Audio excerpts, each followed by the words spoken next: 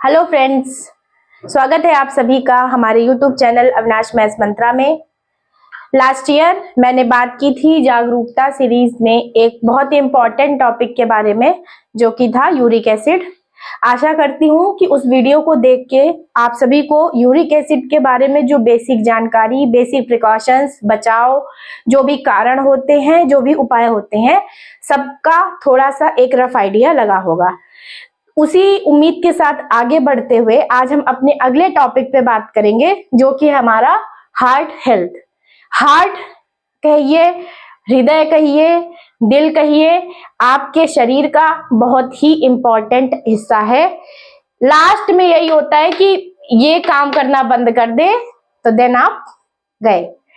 तो इसकी इंपॉर्टेंस को समझिए, इसका ख्याल रखना, इसके बारे में जानना, इसको किस चीज से तकलीफ होती है, किस चीज से इसको आराम रहता है, ये सब हमारा एक तरीके से फर्ज मान लीजिए, अगर हम हेल्दी रहना चाहते हैं तो, स्वस्थ रहना चाहते हैं तो हमारे हार्ट के बारे में सबसे पहले मतलब कुछ बातें जानिए कि ये करता क्या है, इसका क्या काम है। ये आपके शरीर में जो मतलब ब्लड सर्कुलेशन है उसको मेंटेन करता है। साफ हार्ट, जब आप अपने मतलब जब आप इनहेल करते हैं, सांस लेते हैं, तो सांस से आपके शरीर में ऑक्सीजन जाता है, वो आपके ब्लड में मिलती है और उस ब्लड को ये पूरे बॉडी में सर्कुलेट करता है। ठीक, इसमें दो इसकी जो मतलब कह लीजिए जो मेन जो मतलब नस होती हैं वो इन्वॉल्व होती हैं।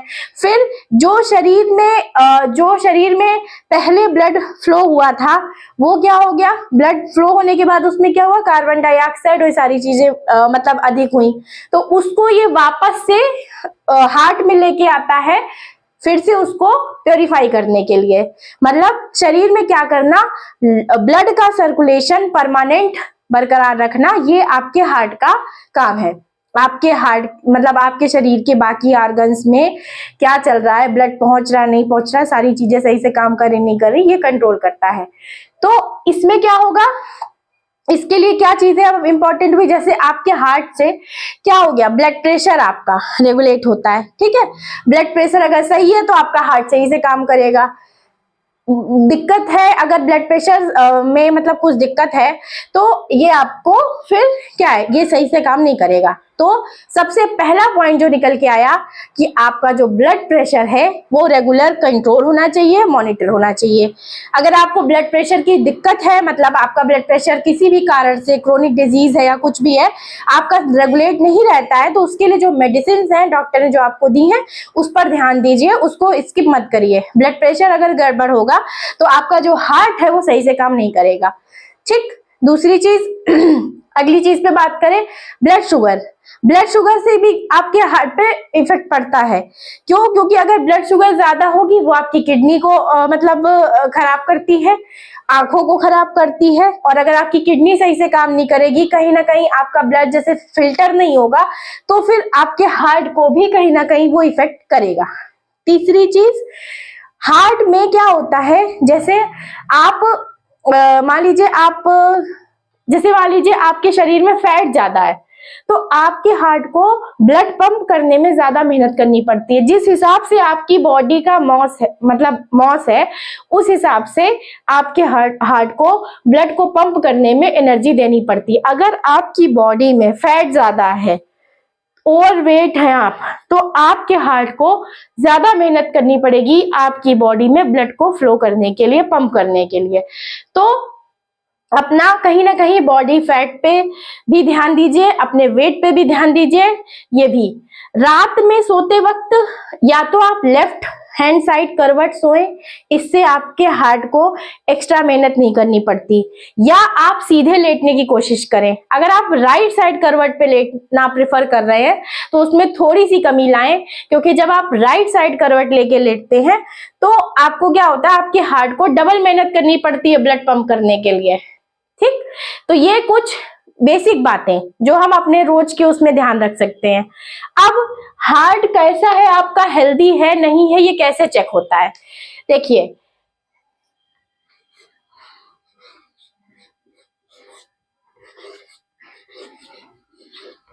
लिपिड प्रोफाइल नाम का आपका एक ब्लड टेस्ट होता है, ठीक, आई एम सो सॉरी, यहीं पे लिख दिया, लिपिड प्रोफाइल नाम का आपका ब्लड टेस्ट होता है। तो ये आपको आपके हार्ट के बारे में, आपके हार्ट की हेल्थ कैसी है, एक बेसिक जानकारी देता है। कैसे देता है समझिए। ये ब्लड टेस्ट पहले तो ये जान लीजिए, इसको आपको 12 घंटे की फास्टिंग में कराना है। जैसे मान लीजिए सवेरे आपको 8 बजे सैंपल देना है, तो आप रात में 8 बजे खाना खा लीजिए, उसके बाद मत खाइए कुछ, पानी पी सकते हैं। तो इसमें कुछ आता है आपका, जैसे LDL, HDL, ट्राइग्लिसराइड, कोलेस्ट्रॉल, ये सब आपके हार्ट हेल्थ के आपको जानकारी देते हैं। कैसे देते हैं, इनकी एक रेंज होती है, ठीक है, उसके अंडर ये होने चाहिए। जैसे मान लीजिए आपका LDL HDL है, तो ये आपका 35 से कम होना चाहिए, ठीक। आपका ट्राइग्लिसराइड है 150 के अंदर होना चाहिए, कोलेस्ट्रॉल आपका 150 के अंदर होना चाहिए, मतलब ये सब इससे कम होने चाहिए, ठीक है। तो इससे क्या होगा, जब ये इनसे कम होंगे, मतलब ये इससे कम रहेंगे, तो आपका जो एक हार्ट का जो फंक्शन है वो सही से काम कर रहा है। अगर आपका ट्राइग्लिसराइड और कोलेस्ट्रॉल ये थोड़ा सा ऊपर नीचे जा रहा है, जब ये ऊपर नीचे जाएगा तो आपका LDL और HDL भी गड़बड़ होगा, ठीक है। ये भी एक तरीके का कोलेस्ट्रॉल होता है, ये दोनों भी। तो इसमें क्या होता है, इसको समझने की कोशिश करिए। जैसे आपका जो मतलब ट्राइग्लिसराइड, या जब आप ब्लड टेस्ट करवाते हैं आपके पास लिपिड प्रोफाइल में इन चीजों पे फोकस करिए। रिपोर्ट्स में अक्सर होता है बगल में आपकी वो वैल्यू लिखी होती है जो होनी चाहिए और आपकी कितनी है। अगर आपकी जो रेंज रिक्वायर्ड रेंज है, इसमें लो रिस्क होता है, हाई रिस्क होता है, मीडियम होता है, कई सारी रेंज होती है। तो अगर आपका किसी में भी लाई कर रहा है तो इसको आप इग्नोर मत कीजिए। मतलब अगर आपका ये 150 से ऊपर जा रहा है, ठीक है, आप 30+ है या 30 से नीचे भी, आजकल तो एज के हिसाब से कुछ चीजें कही नहीं जा सकती, लेकिन एक अमूमन जो हम लोग लेते हैं कि अगर आप 30+ हो रहे हैं तो आप अपना ये चेक जरूर कराइए साल में एक बार, और इस पे ध्यान दीजिए। अगर ये 150 से ऊपर जा रहा है तो आपको मेडिसिन की जरूरत है। कोलेस्ट्रॉल और ट्राइग्लिसराइड को आपने इनिशियल स्टेज पे अगर कंट्रोल नहीं किया तो ये आपका ब्लॉकेज में कन्वर्ट होने लगता है, इतना ज्यादा बढ़ेगा ये कि ये ब्लॉकेज में कन्वर्ट होता है फिर।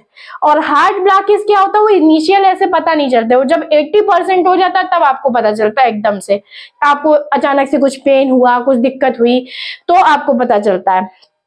और एक चीज और भी है कि जैसे मान लीजिए कभी आपको लेफ्ट साइड में पेन फील हो, आपको लगे कि हमें गैस्ट्रिक इश्यू है, तो उसको इग्नोर मत करिए। मे बी वो आपके हार्ट का कोई सिग्नल हो, आपके हार्ट में कुछ दिक्कत हो रही हो। तो ट्राइग्लिसराइड और कोलेस्ट्रॉल अगर हमारा मान लीजिए बढ़ गया, तो अब इसमें एकदम से मतलब ऐसा नहीं है कि आप घबरा जाएं, परेशान हो जाएं, एकदम से ऐसा नहीं होता है। ये 150+ अगर जा रहा है तो इसमें मेडिसिन आती हैं।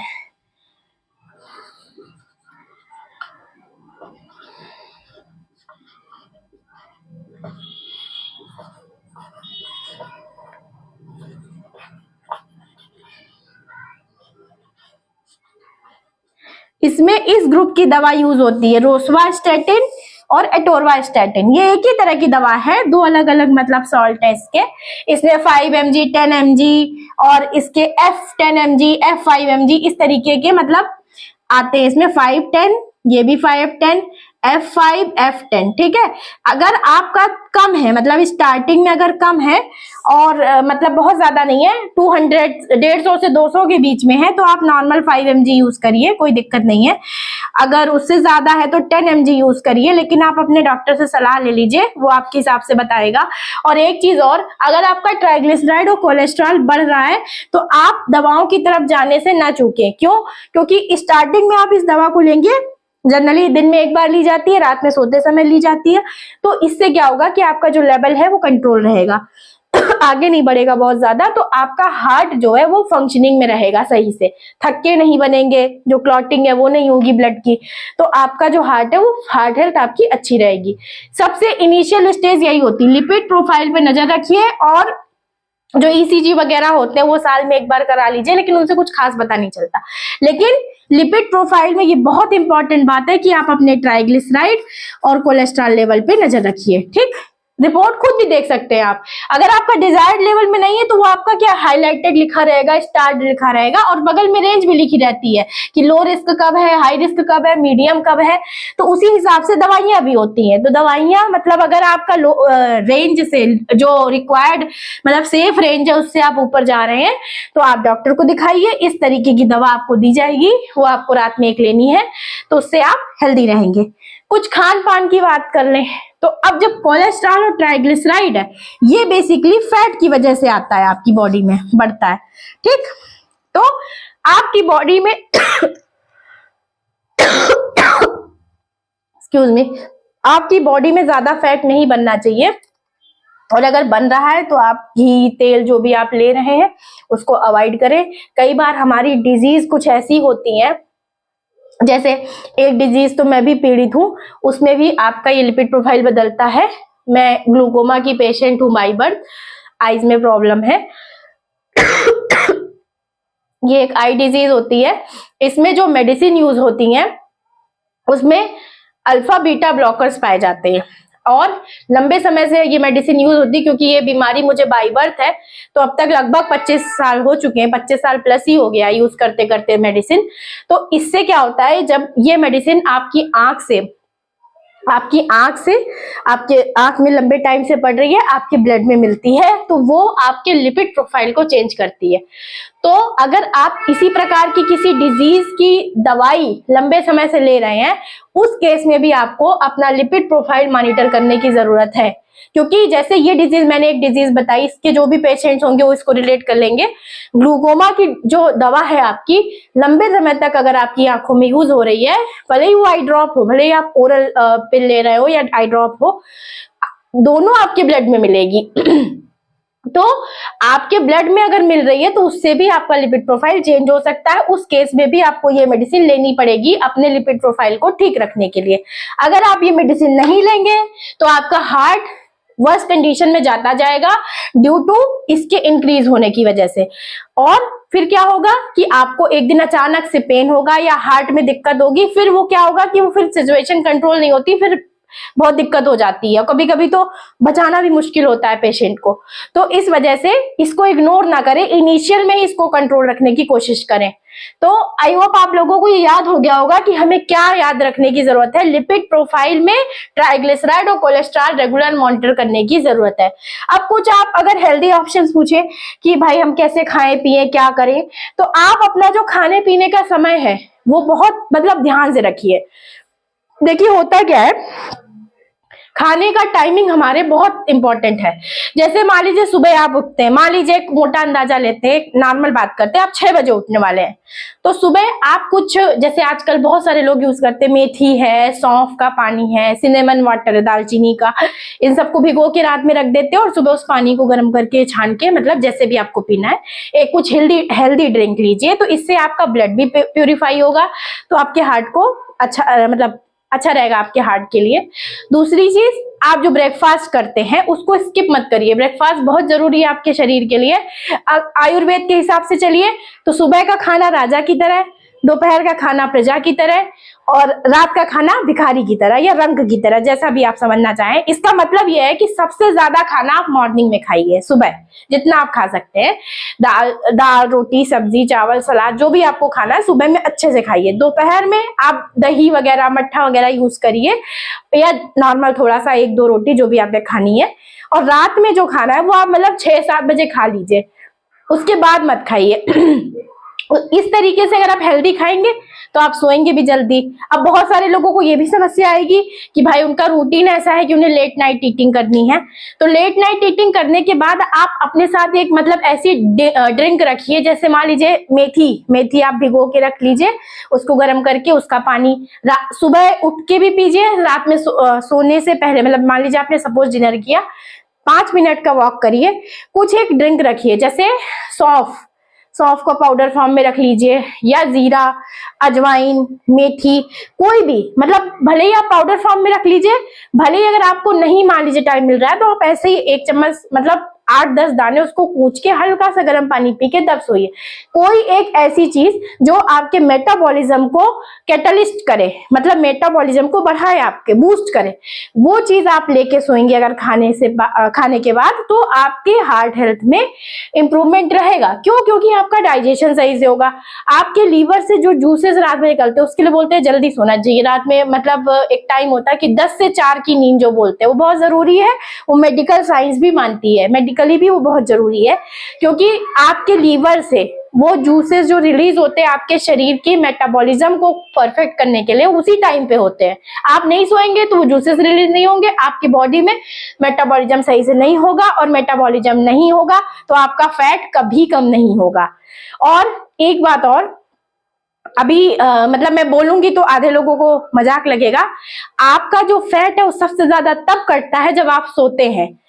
क्यों? क्योंकि सोने में, वही मैंने बताया कि मेटाबॉलिज्म सबसे अच्छा आपका सोते वक्त होता है 10 से 4। तो उसके लिए डाइट भी ऐसी रखिए। और हाँ, खाना खा के कम से कम 2 घंटा बाद आपको सोना है, खा के तुरंत नहीं सोना है, ये भी एक बात ध्यान रखनी है।